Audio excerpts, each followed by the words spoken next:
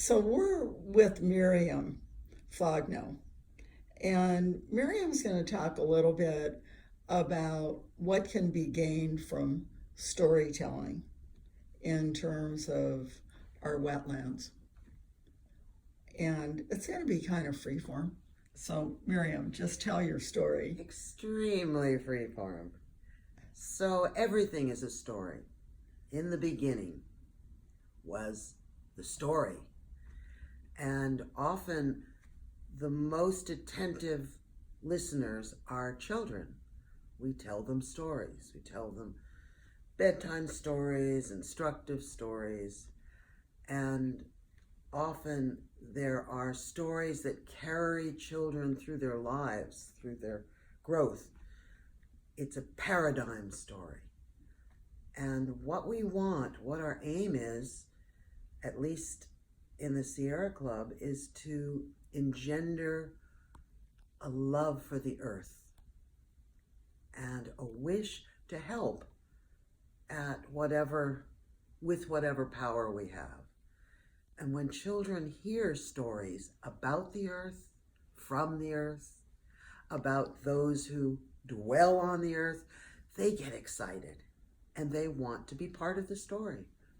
So I was thinking, as indeed was Jeanette, that wouldn't it be wonderful if we could have a story time, and we could either have it at a special time every week, every month, perhaps, where someone could come and tell children and their parents a story about the earth, about something wonderful about the earth, or perhaps even something terrible that doesn't have to remain terrible. Something that would spark an action and a thought. And of course, this being California, you don't want to spark too much because wildfires are not good. So you might want to have a little comic action in between.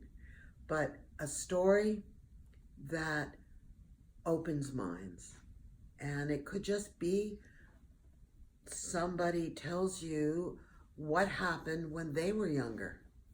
Maybe a grandfather comes and tells you what it was like to be in Bayona 60 years ago and be a child and walk through and hear the birds that come at different times of the year.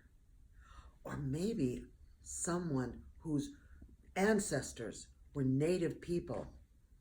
They could tell a story that their grandmother told them, that their grandmother told them. And it's a story that comes down through the ages. Or maybe there's a story about being the youngest child and never getting the first at anything.